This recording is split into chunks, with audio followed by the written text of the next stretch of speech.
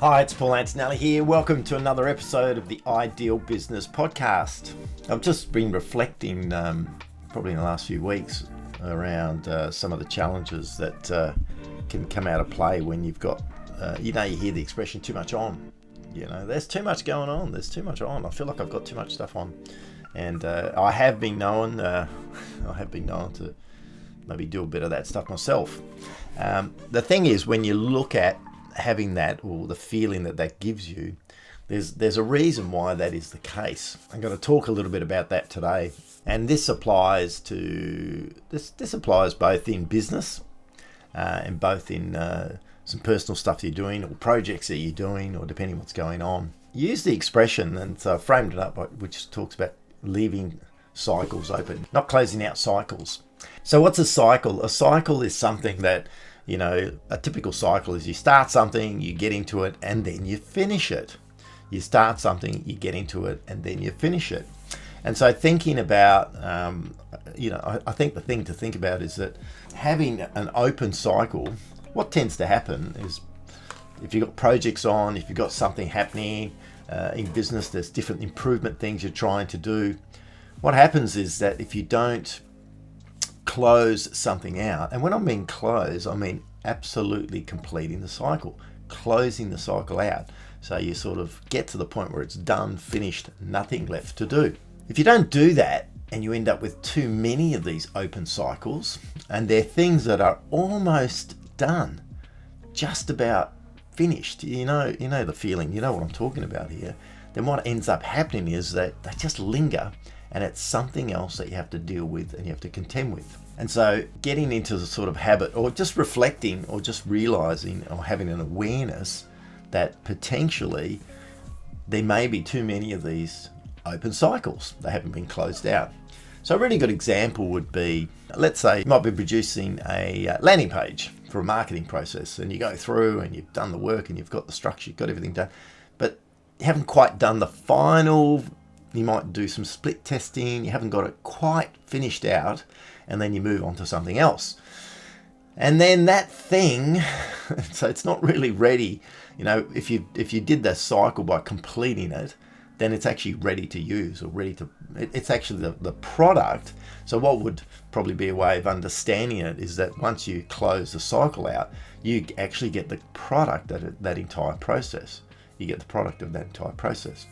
So a really good example for me is I've got a book that I've been working on. It's obviously around a lot of the stuff that I talk about here, the ideal business.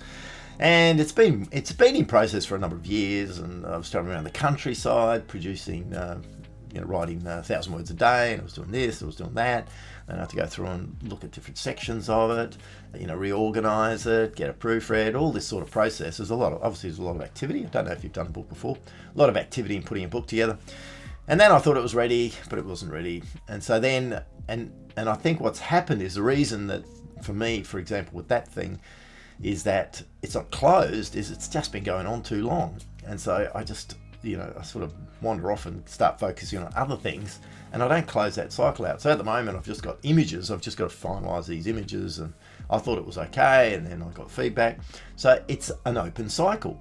And because I have an open cycle in that process, I don't have a product. I don't have the outcome. So what I've got is I've got a whole bunch of stuff that's happened, and this and that, and sure, there's a lot of work that's gone into it, and thinking, and how it frames up, and the base, and all that sort of stuff. But at the end of the day, I don't have the product. I haven't closed it, and it's still there. It's just that little piece of just something sitting there that I know I need to complete. And I gotta say, it drives me a little bit nuts when that happens. So that's an example for me of something that's an open cycle that I haven't quite closed out. I am conscious of it. I just haven't closed it out yet. So it's a really good thing to get to close out cycles, because if you can close out cycles, it's a bit of a decluttering process where you're actually clearing your table. And the one thing, as business owners, entrepreneurial people, we just have a habit of sort of starting this and getting onto something new. And I've got another idea, and I'm one of the worst for that. Lots of stuff going on. And it's not such a bad thing, because it's the energy we've got, and it's sort of how we operate and how we tick.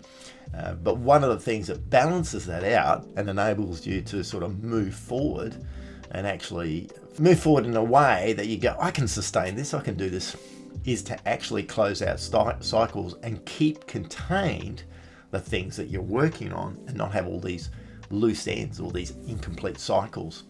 And so it'll make a really big difference, and I'm very conscious of that. And having an awareness and a consciousness around that is really important. Unless if you're aware of it, you go, is that me? Is that something that I don't do? I don't close cycles. So I'm a great starter. I get into there. I've got an idea. I get it cranked up, and I start something fantastic, and I get into it and build, and then I sort of lose interest and wander off, and I'm off onto the next thing. And then that final wrap out closure thing can be a problem. So there are a few ways of dealing with that. Of course, one of the easiest ways is don't do anything. Not really recommended, because if you don't start cycles, you don't have to complete them. It's pretty simple, Probably not great, and not going to produce much on that line. The other way to do it is to take it to a point and then have someone else complete those cycles for you, because the likely reason, and see if you relate to this, the likely reason that you haven't completed something, and I know that for myself, is it just doesn't turn me on. It's something I'm not really keen on. I've gotten to a point with something and I go, I just got to move it on. I just got to get it out. And I just haven't completed it. And it's just not something I enjoy, I love. And so I found that when that happens, one of the best things I can do is just find someone else and outsource that to someone else. Explain it to them and say, can you wrap this out? Can you close this out for me? Can you do this? So you don't necessarily have to close the cycles yourself. You can, it's just being conscious that you've got something at a certain point and you're not really going to benefit from it in the sense of the product or the outcome unless it's a closed cycle. So, I'd really encourage you to have a bit of a look at your own scene, what's around, and do you have many open cycles? Do you have things that you've started, you've gotten into, and you're almost there, almost got to the point where I've gone, I've finished it, I'm done, but not quite. That's an open cycle. And so if you have those things, you probably appreciate that from the way what you're thinking about. It's just another piece. There's something over here and there's something over here, and it's just another thing you need to think about, and you don't quite get that sense of satisfaction of closure and moving on to something else. So I've sort of, and it's something that I really look closely at, both from my own perspective, both the things that I do personally and within business, but also within the business, I look at anything that we're doing. There might be some improvement stuff going on. We're looking at some training, content, all that sort of stuff. And sometimes it just sort of gets to a point and then it gets stuck. It could be for a number of reasons, like a clarity, the business gets busy in other areas. It could be a lot of things, and it doesn't get closed off. And so then what happens is there's recurring discussions. There's actually recurring discussions around it. And so it becomes quite inefficient, because then you're still talking about something, 6 months later and a year later, it just keeps coming back up. So it's something to keep in mind, that if you can sort of have an awareness about the cycles of things, and if they're open, if you're a list builder, we go, I'll do a to-do list and I keep stuff on this to-do list. What you end up doing is have a really big list and you've got lots of stuff, and then you don't know whether should I focus on that and should I focus on this. And so creating a bit of a habit, it is a habit. I think it's a habit. It's just another thing about awareness around yourself, and awareness around your business, of the fact that in order to really move things forward and consolidate and build, you just have to close things out. And if you don't close things out, then sometimes it's hard to build upon them, because you've sort of got a piece over here that needed to be completed so you can do this. It's not quite there, so this is sort of a bit fuzzy, and you're not as motivated. You don't get as motivated because I've got to do this, but I've still got that. I've got to do this, but I've still got this little thing hanging over here. So it's a great idea to have a reflection on what's going on and think about, if there are any open cycles in anything that you're doing, and how do you change your behavior, and just simply understanding. And it's the same with a lot of things, just having an awareness, the fact that something that I've got an open cycle, I've got to close some of these open cycles. Having that understanding can make a really, really big difference to where you're at and how you can move forward, and actually gives you a little bit of clarity, particularly when you feel like you've got too much on. When you feel like you've got too much on, you can go, why is that? Have I got too many open cycles that I need to deal with? And the other side to this is when you look at team members, when you're sort of building an organisation out, and I've found over the years, obviously people are different, and when you get on, they've got strengths, they've got weaknesses, all that sort of stuff. And what I found over the years is, for me personally, I noticed, and it became a bit of an awareness looking at this open cycle, was that staff members, sometimes I just had staff members that couldn't close things out. And so they would just linger on, and there'd be something else and another question would pop up. And it drives me insane. It's like, why can't we close this thing out? What's going on with it? And sometimes it might be my fault. I'm not putting enough attention on it, provide a lack of clarity around it. But why can't we close this thing out? What's going on? And so that, for me, is really frustrating.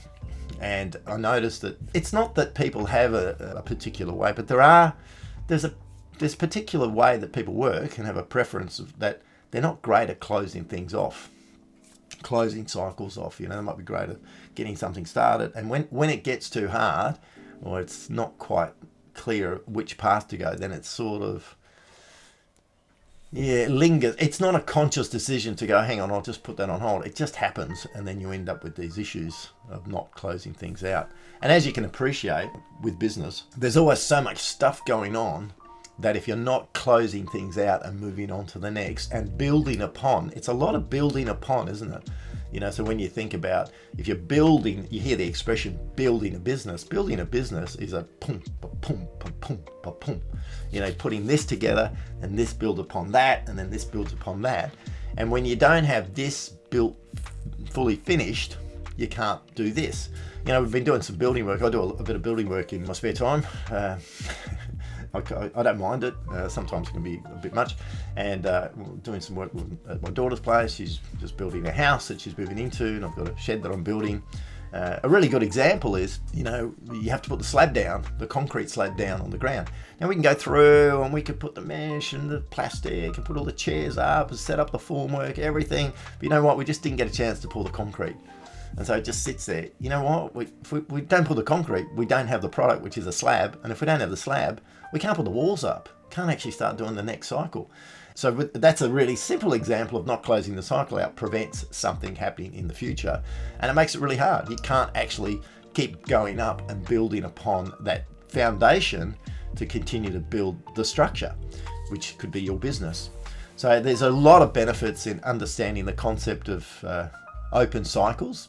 I'd really encourage you to just have a look. And this applies both personally, if there's some personal things you're doing, you've got some hobbies that you're interested in, you're planning a holiday or a trip, whatever's going on, and have you sort of got into it, got it to a certain point, got stuck a little bit, lost motivation, and then it just wasn't closed, So there's two things to really do in those situations. One is just stop it and get rid of it, and if it's not really necessary anymore, and sometimes we feel like we've got to close something out, but the original reason or what it was that we were going to use it for no longer applies. If that's the case, just go, I'm done, I'm not actually going to put any more attention on that. It was something that was important to me. It's no longer important to me. I'm moving on. Because that happens. Things change. And that can be quite, it's really liberating to go, I'm done, instead of having it lingering.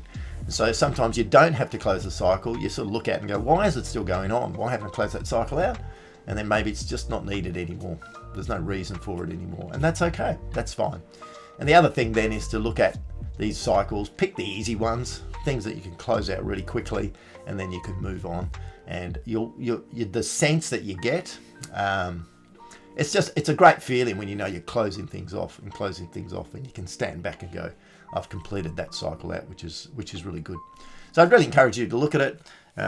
It can be a real bugbear, both at an individual personal level and within businesses and teams, when you have lots of open cycles, because they just create complexity, put people's attention, your attention and your team's attention on too many things at once, which can be a little bit frustrating and can prevent this building and growing and expanding. Okay, thanks for joining me on this podcast. As you know, it's all about the ideal business. I've got some other stuff to check out. Check out my YouTube channel, which I'm building out a little bit.